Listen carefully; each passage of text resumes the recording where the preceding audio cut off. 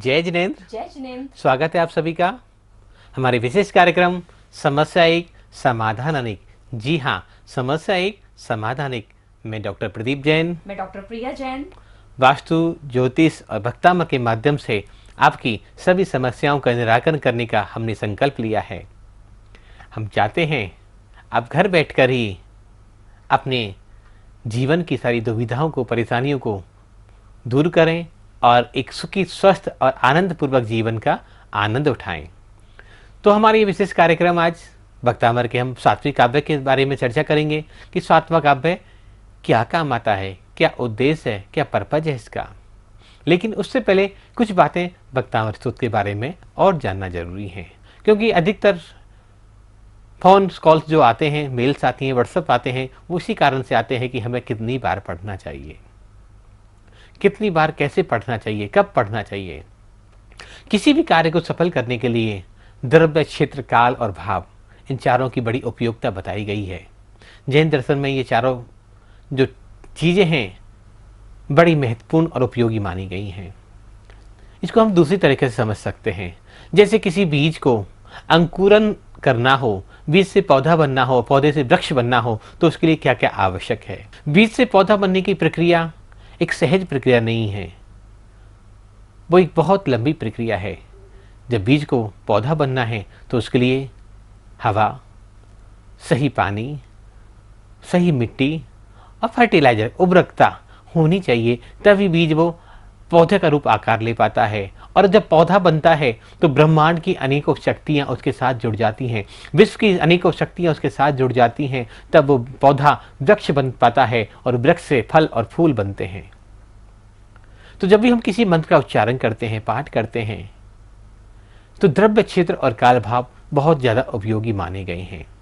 द्रव्य से मतलब हमारी भोजन सामग्री, हमारा अर्थ कि हमने किस उद्देश्य से ये धन और वैभव इकट्ठा किया है। अगर अनीति और अनाचार से हमने पैसा इकट्ठा किया है तो निश्चित ही हमारी वाइब्रेशंस, हमारी वगनाएँ खराब होती चली जाएंगी। अगर हम सुबह की प्राप्ति करते हुए धन और वैभव और भोजन की सामग्री को इकट्ठा करते हैं, सदुपयोग करते हैं उसका, तो हमारा द्रव्य शुद्ध हो जाएगा, पवित्र हो जाएगा। बात आती है क्षेत्र की। क्षेत्र से मतलब किसी भी मंत्र जाप को, किसी भी साधना को हम किसी मंदिरालय में बैठकर या चौराहे पर बैठकर तो नहीं कर सकते। इसलिए हमारे आचार्यों ने घर के पवित्र स्थान ईशान कोण को या मंदिर आदि में ऐसे पवित्र क्रियाएं करने का विधान बताया गया है। बात आती है काल की। काल से मतलब हमारा ब्रह्म मुहूर्त का समय। ब्रह्म मुहूर्त जागरण की बेला, आनंद की बेला, अपने आप को जानने समझने की बेला। ब्रह्म मुहूर्त की इस बेला में पूरी प्रकृति हमें सपोर्ट करती है, पॉजिटिव एनर्जी से भर जाती है। जब सकारात्मक ऊर्जा से भरे हुए वातावरण में हम कोई भी मंत्र जाप या साधना करते हैं तो साधना फलवती हो जाती है। ये ठीक ऐसे ही है जैसे फसलों की बुवाई होती है। रबी की फसलों को खरीफ के मौसम में नहीं बोया जा सकता और खरीफ की फसलों को रबी के मौसम में नहीं बोया जा सकता। जैसे किसी एक सेब के बीज को रेगिस्तान की मिट्टी में नहीं उपजाऊ किया जा सकता, नहीं वहाँ से फल पैदा हो सकता, ऐसे ही ज्वार और बाजरा जैसी खेती को जो गर्म प्रदेशों में होती हैं उनको कभी भी हिमाचल जैसी ठंड वाली जगहों में पैदा नहीं किया जा सकता। तो हर चीज़ की एक सार्थकता होती है, हर चीज़ का समय है। तो हमने तीन चीज़ों पर बात करी, द्रव्य, क्षेत्र और काल। शुद्ध रूप से हमारे पास ये तीनों क्षेत्र चीज़ें काम आ जाती हैं, द्रव्य, क्षेत्र और काल। तो भाव बनना सहज हो जाता है। उसके लिए हमें कोई अलग से श्रम नहीं करना पड़ता, अलग से कोई परिश्रम नहीं करना पड़ता और हमारे भाव बनते चले जाते हैं। अगर किसी बीज को उपजाऊ मिट्टी मिले, सही हवा और पानी मिले और सूरज की रोशनी मिले तो बीज का पौधा बन जाएगा और उस पौधे के साथ अनेकों ब्रह्मांड की शक्तियाँ जुड़ जाएंगी और वो पौधा एक विशाल वट वृक्ष बन सकता है।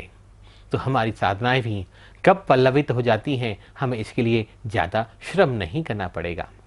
तो आइए आज भक्तामर के सात्विक काव्य के बारे में डॉक्टर प्रिया जैन से बात करते हैं, इसके उच्चारण के बारे में और अन्य विधियों के बारे में आपके डॉक्टर प्रिया जैन आगे विस्तार से बताएंगे। डॉक्टर प्रिया जैन।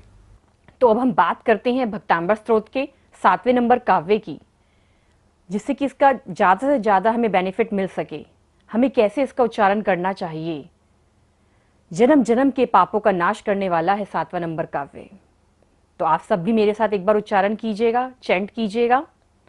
त्वसंस्तवेन भव संतति सन्निबद्धम् पापं शनात् क्षयमुपेति शरीर भाजाम् आक्रांत लोक मलिनील मशेषमाशु सूर्यांशु भिन्नमिव शार्वर मंधकारम् त्वसंस्तवेन त्वत्संस्तवेन आधा ताबी है और पूरा ताबी है। त्वत्संस्तवेन भव भव संतति संतति सन्निबद्धम्।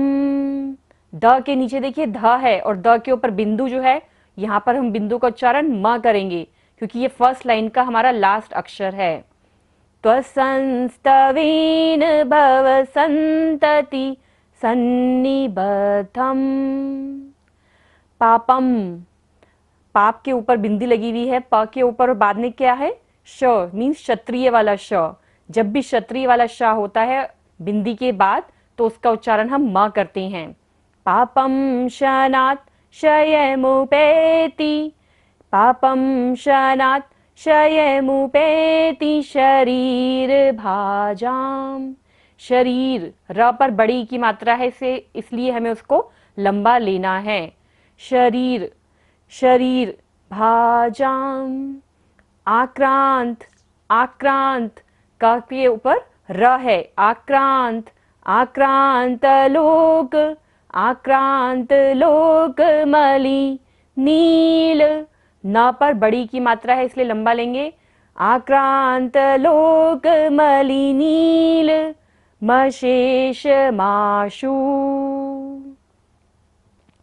मशेष माशु। यहाँ पर तालव्य शा भी है और मूर्धन्य शा भी है तो दोनों के उच्चारण में हमें ध्यान रखना है बोलते हुए।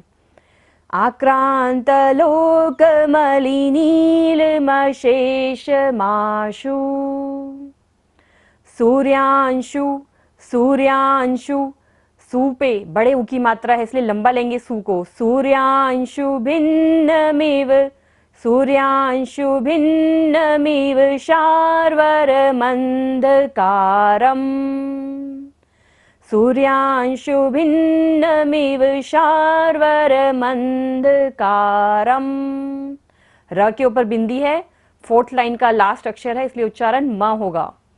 त्वसंस्तवेन भव संतति सन्निबद्धम् पापं शनात् क्षयमुपेति शरीर भाजाम् आक्रांत लोक मलि नील मशेष माशु सूर्यांशु भिन्नमिव शार्वर मंधकारम्। तो अब हम वर्ड टू वर्ड अर्थ समझते हैं। त्वत्, त्वत् मीन्स आपकी। संस्तवेन, संस्तवेन मीन्स स्तुति से। भव संतति, भव संतति मीन्स संसार, परंपरा। सन्निबद्धम मीन्स बंधे हुए। पापम, पापम मीन्स पाप कर्म, नेगेटिव कर्मास। शनात्, शनात् मीन्स क्षण भर में। शनात् क्षयमुपेति, शनात् क्षयमुपेति, शनात् मीन्स क्षण भर में। क्षयम मीन्स नाश, भय का नाश होना। मुपेति मीन्स प्राप्त होते हैं। आक्रांत, आक्रांत लोक, आक्रांत मीन्स प्राप्त होते हैं। लोक मीन्स लोक में, जिस लोक में हम रहते हैं। मलि मीन्स भोरों के समान। नील मीन्स श्याम रंग, नीला रंग। मशेष माशु, मशेष माशु मीन्स, मशेष मीन्स क्या होता है समस्त, और माशु मीन्स शीघ्र, जल्दी, क्विकली। सूर्यांशु, सूर्यांशु मीन्स सूरज की किरण। भिन्न मीन्स खंडित। मिव मीन्स इसी प्रकार, मिव मीन्स इसी प्रकार। शार्वर मंधकारम, शार्वरम मीन्स रात्रि, और अंधकार मीन्स अंधकार पूर्ण। तो इस तरह वर्ड टू वर्ड अर्थ आपने समझा। जब भी हम किसी श्लोक को पढ़ते हैं, यदि उसका उच्चारण हमें पता होता है तो उन वाइब्रेशंस के साथ हम बहुत अच्छे से कनेक्ट हो जाते हैं। जिस चीज़ के बारे में हमें पता ही नहीं होता तो उससे हमारा कनेक्शन अच्छा नहीं बन पाता। तो जब भी आप भक्तामर का कोई भी गाथा पढ़ रहे हैं तो उसके अर्थ को समझिए कि उसमें मानतुंग महाराज का क्या भाव है। जब आप उस भाव को समझकर भक्तामर स्तोत्र का कोई भी काव्य पढ़ेंगे तो उन वाइब्रेशंस के साथ आपका बहुत अच्छे से कनेक्शन हो जाएगा। तो आगे अब प्रदीप जी से समझते हैं। बहुत सुंदर बात डॉक्टर प्रिया ने कही कि जब हम किसी को चीज़ को जान लेते हैं तो उसके साथ संपर्क स्थापित होना हमारा बहुत आसान हो जाता है। भगवान महावीर ने कहा कि जिसको हम जानते हैं तो उसको पाने का मार्ग सुगम हो जाता है, जिसको हम जानते ही नहीं हैं तो उसको पा भी नहीं सकते। तो इसलिए किसी को पाना है तो पहले उसे जानना पड़ेगा। इस काव्य के माध्यम से मानतुंग स्वामी अपने आराध्य ऋषभदेव प्रभु की स्तुति करते हुए कह रहे हैं कि भ्रमर के शरीर के काला अंधकार वो हजारों वर्षों का हो, एक दिन का हो, लाख वर्षों का हो, कोई फर्क नहीं पड़ता। जब भी सूरज की किरणें निकलती हैं वो अंधकार को दूर कर देती हैं, और वो सूरज की किरणें जब कमल के पत्तों पर पड़ती हैं तो एक सूरज की किरण पड़ते ही लाखों कमल सरोवर में उदय हो जाते हैं, विकसित हो जाते हैं, खिल उठते हैं। तो प्रभु, क्या आपके नाम मंत्र के जाप से, आपके स्मरण से मेरे अंदर ये जमा हुआ अनेकों वर्षों का अंधकार, अनेकों भवों का अंधकार क्या दूर नहीं हो सकता? अवश्य हो सकता है। ऐसी विनती, ऐसी प्रार्थना इस काव्य के माध्यम से मानतुंग स्वामी कह रहे हैं। लेकिन यह सवाल उठता है, अधिकतर जिन वाणियों में इस काव्य के बारे में लिखा हुआ है ये सर्प विषनाशक है। हमने पिछले एपिसोड में भी आपको बताया कि हमारे आचार्य मुनि महाराज जितने भी रहे वो बड़े विद्वान रहे। उन्होंने कम शब्दों में बड़ी बात को कहने का प्रयोजन उठाया। उन्होंने कहा कि सर्प विष का नाश हो सकता है। सर्प क्या है? अपने आप में कालापन, नेगेटिव एनर्जी का, जहर का प्रतीक है। और अंधकार क्या है? वो भी जहर का प्रतीक है। जब सर्प का विष दूर हो सकता है तो क्या मेरे अंदर जमा हुआ ये अनेकों जन्मों का पाप छीन नहीं हो सकता? अवश्य होगा।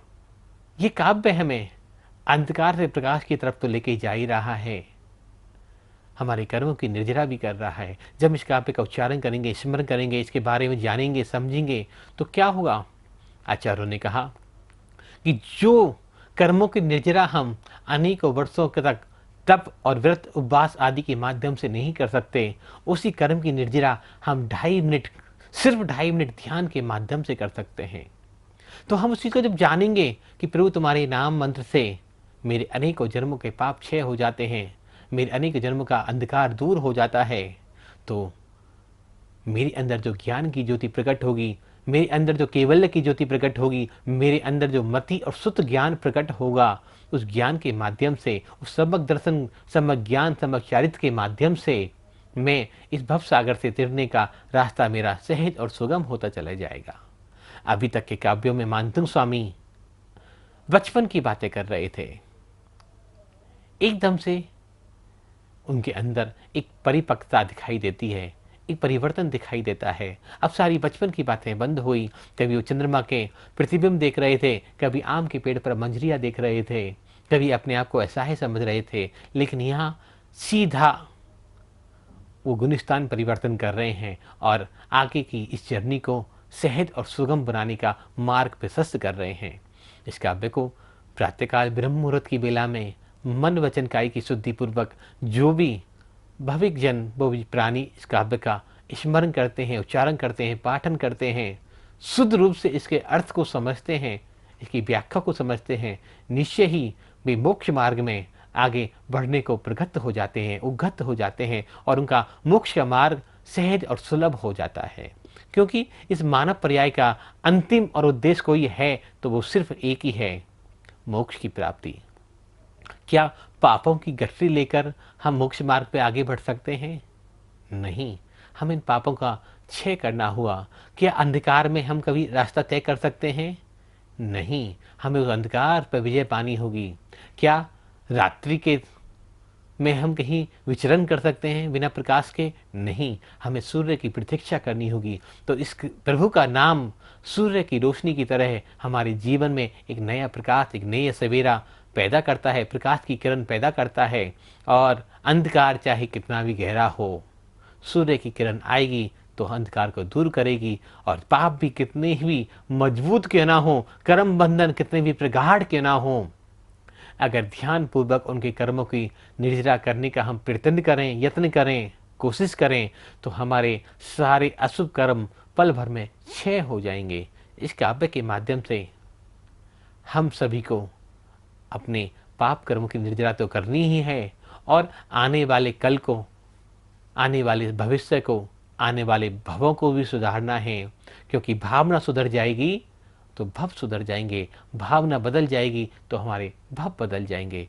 इस काव्य के बारे में अधिक विस्तार से जानकारी के लिए आप हमारे YouTube चैनल भक्तामर मंत्रा हीलिंग पर विजिट कर सकते हैं। इसका अर्थ, इसकी व्याख्या, इसका उच्चारण और अधिक जानने के लिए आप हमारी वेबसाइट www.bhaktamarmantrahealing पर भी विजिट कर सकते हैं, जहाँ इसका ऑडियो, वीडियो, श्लोक, रिद्धि, मंत्र, इसकी विधि और इसका रहस्य सब कुछ वहाँ आसानी से उपलब्ध है।